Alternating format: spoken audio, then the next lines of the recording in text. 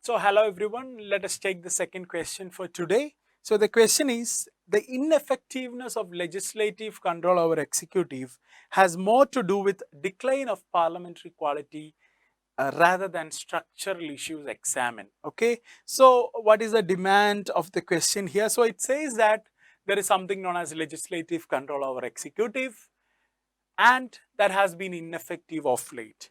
And it also says that this ineffectiveness of the legislative control or executive is due to decline in parliamentary quality rather than structural issues. So basically they are giving everything before you just need to argue their case, okay? So that is, I think that is what UPSC wants us to do here. So that is the kind of way in which UPSC puts question before you. So you have to examine here, you have to look into the details of, or you have to thoroughly examine how legislature control or executive happens, the reasons for it and all those. So now let us see how to structure this answer. Okay, so intro can be about why legislative control over executive, that could be written.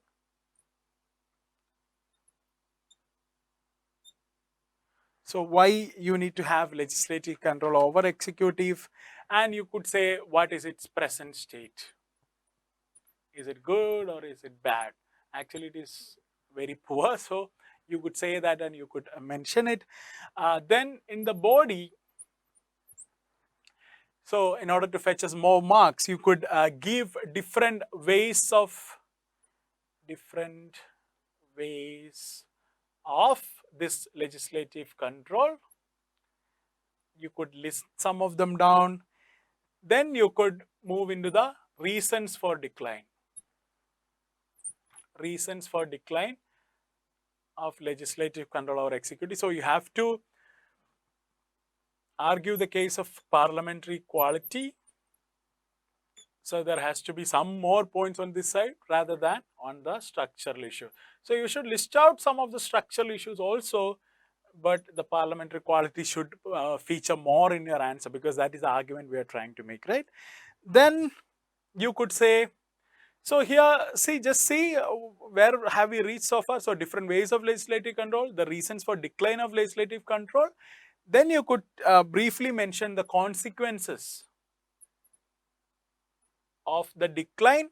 Then you could give solution to improve the legislative control over executive, and maybe you can end your answer there, or as a conclusion you could say how improving legislative control over executive would help to deepen our parliamentary democracy, or anything of that sort. How solving this problem would herald a better future for this country. That should be the overall tone.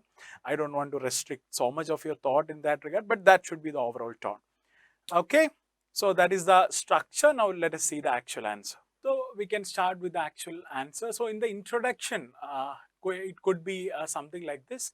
You could say that one of the primary responsibilities of legislature in a parliamentary form of government is to make the executive accountable before the floor of the house.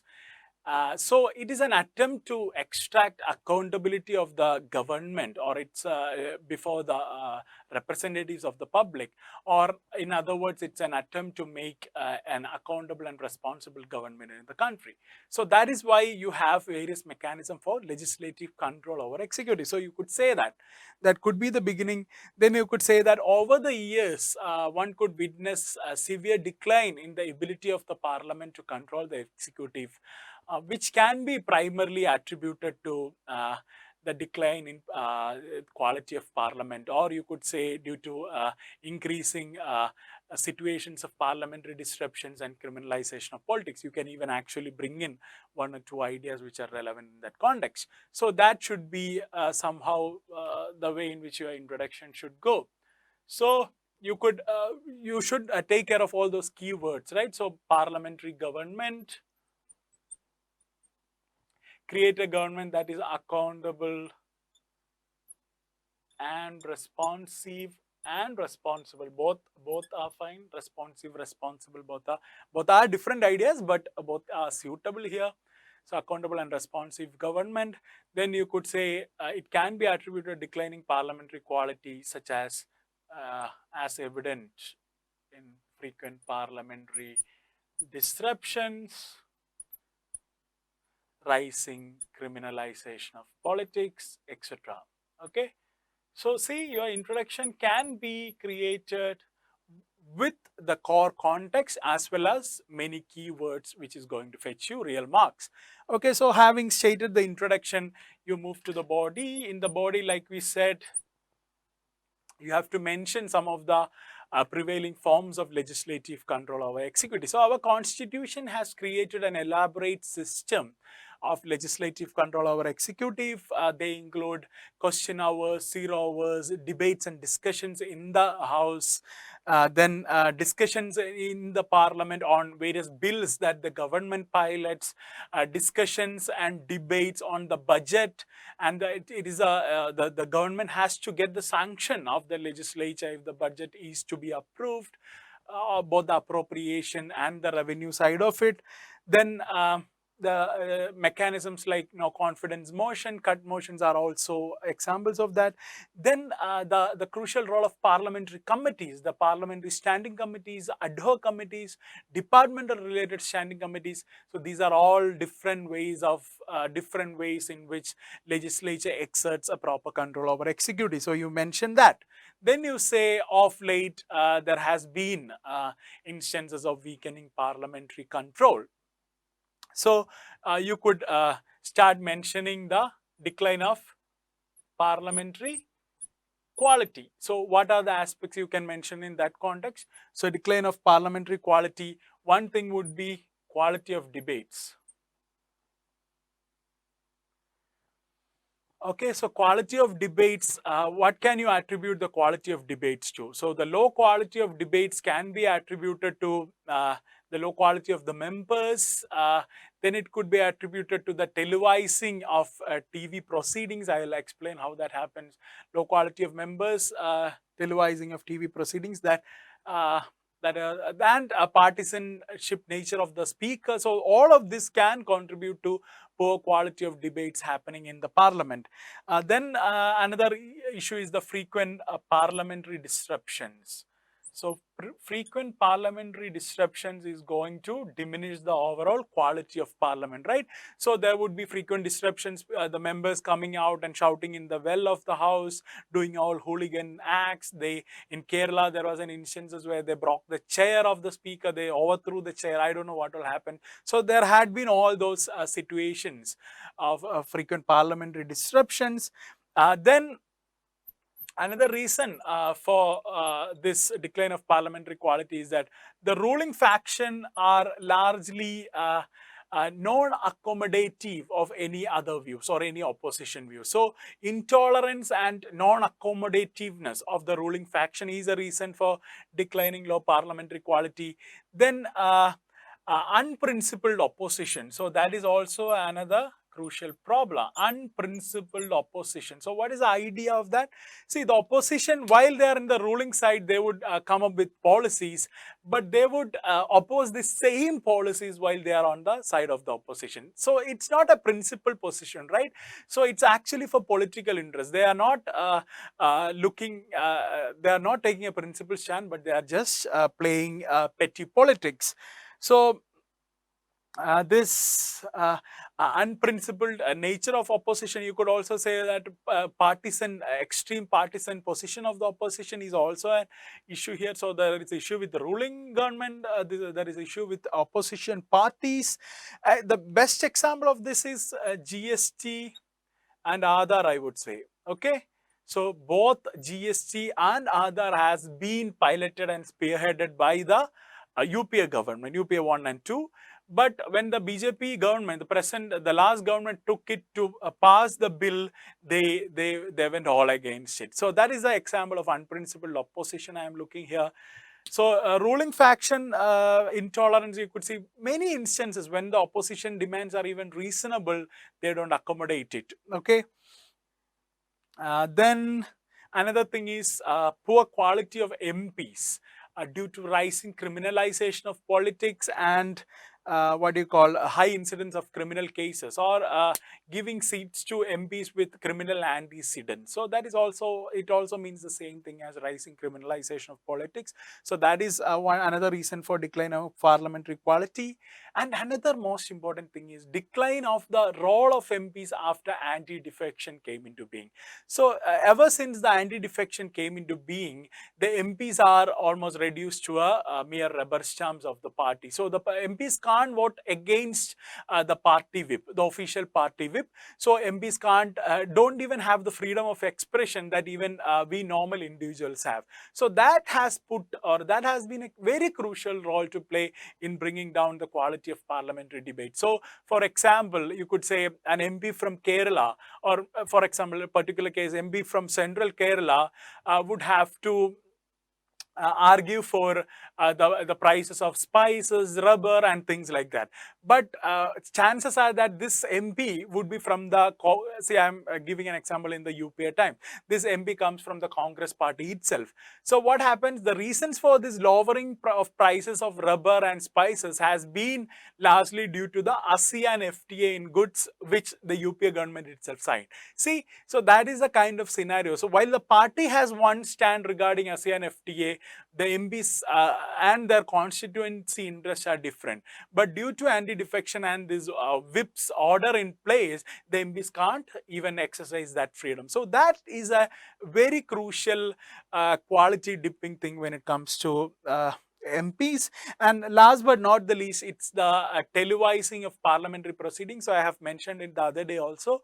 So it has been studied that televising of parliamentary proceedings, when that happens, the MPs try to gain maximum publicity through TV. So, and the way they try to do it is to do something controversial, so that they would be shown in the TV, right? So, it is like creating a perverse incentive for MPs. So televising has also actually lowered the quality of debates. So that is a very counterintuitive thing. Normally we would think that since the whole country is watching, these people would be standing up to their job. But actually it doesn't work like that. The media always want to show only the controversies. So MPs would do some controversial stuff so that the media picks up and they get enough coverage, right? So that is the issue with the declining nature of parliamentary quality. Another thing is the structural issues. So when it comes to structural issues, I would want to interpret it as all those things that are a part of the institutional structure of the Indian Parliament, executive, and things like that. So all the ways in which the legislature and executive works, the role of the speaker, the idea of no confidence motion, all of these are structural issues. Okay, so we'll see that in a while. So now we have to mention some points on the side of structural weaknesses also. So one major thing that has affected the legislative control over the executive could be the role of the speaker. So we saw it in the earlier answer also. So there is so much institutional weaknesses in the way in which that office is being made. So one thing would be about the anti-defection. The role of speaker in anti-defection, the disqualification of MPs, that is one thing. Then the scope for artificial labeling. So the artificial labeling is still possible, right? So when this artificial labeling of money bills happens, what happens? The executive easily bypasses the legislative control, especially the Rajya Sabha in the present scenario. So that is a real issue in lowering the effectiveness of legislative control over the executive.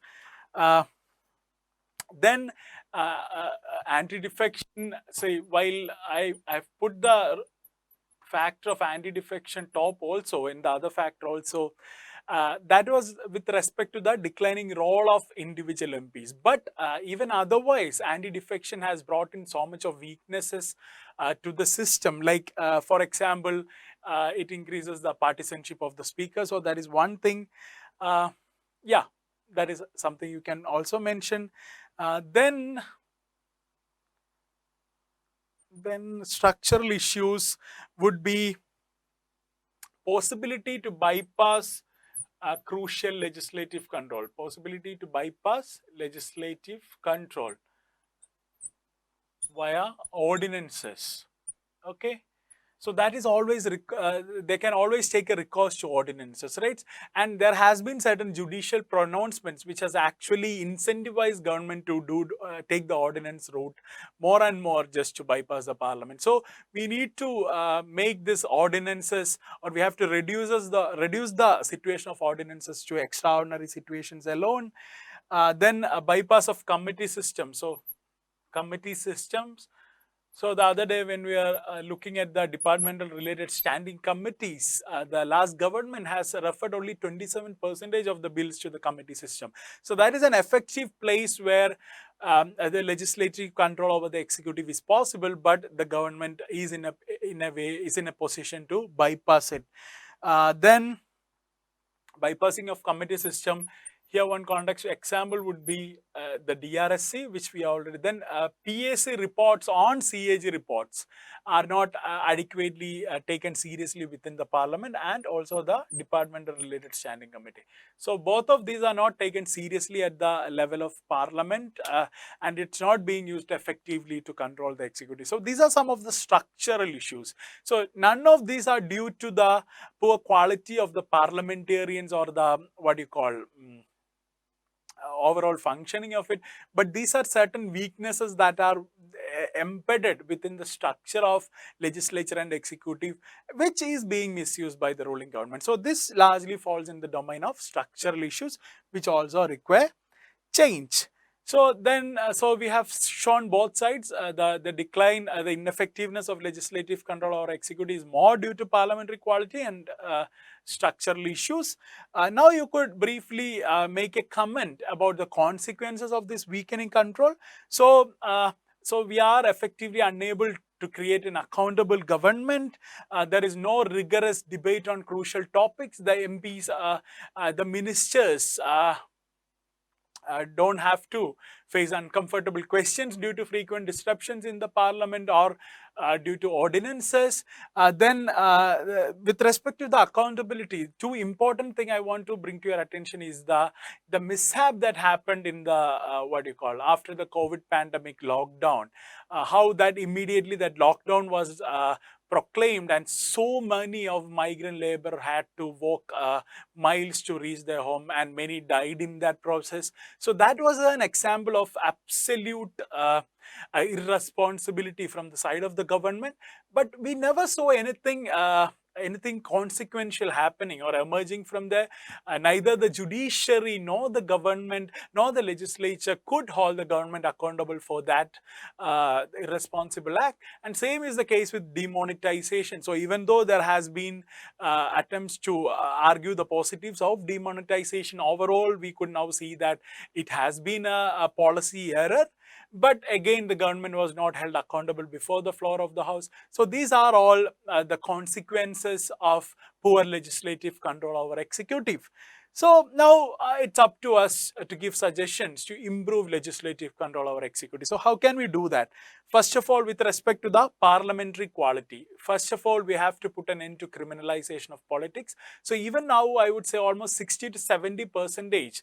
I would say it's a bit lower if you look at maybe somewhere between 40 to 50, 60% of elected MPs have real criminal antecedents. So the increasing scenario of criminalization of politics is something that has to be ended with. Those people with criminal antecedents shouldn't be given seats in the first place. And it has to be helped partly by the judiciary also by quickly disposing those cases. Then we need to bring in a case for principled opposition and for a more accommodative government. The ruling government has to be more accommodative of the other views in a true democratic spirit, while at the same time the opposition should play their role in a much principled manner. There have to be an active counter voice, but they shouldn't be all there to just create disruptions more and more. There has to be a difference between dissent and disruption when the opposition acts. Then another thing in order to improve the quality would be the whips. with respect to the anti-defection has to be issued, or it should be issued only in the emergency situations, only when the government's position is in danger. In all other instances, the MP should be allowed to express their freedom, express their interest, express their concerns regarding particular topics under discussion. So whips should be reserved for most urgent of the scenarios. So these would be some of the things that could help improve the parliamentary quality and thereby impact the legislative control over the executive. Then another thing in that regard would be more session. There should be a scenario where more sessions should be happening. There has to be an end to frequent parliamentary disruptions by reaching an all-party consensus on standard operating procedures or whatever you wanted. You have to bring out a mechanism through which more sessions could happen. So I think that is more to do with the quality aspects. Then with respect to the structural aspects, I think some of them we have mentioned in the earlier answer also. The speaker's role has to be revisited. The possibilities of making his office more independent, the role in anti-defection, etc. has to be immediately looked into. Then regarding the ordinances, the recourse to ordinances should not be an easy one. There has to be some amount of accountability extracted from the government on that side.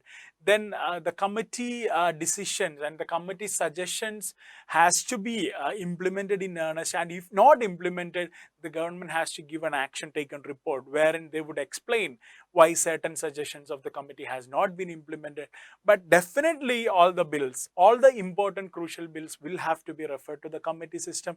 So all of these things has to be taken into has to be brought in order to improve the legislative control over executive. So that is more to do with the solution aspect.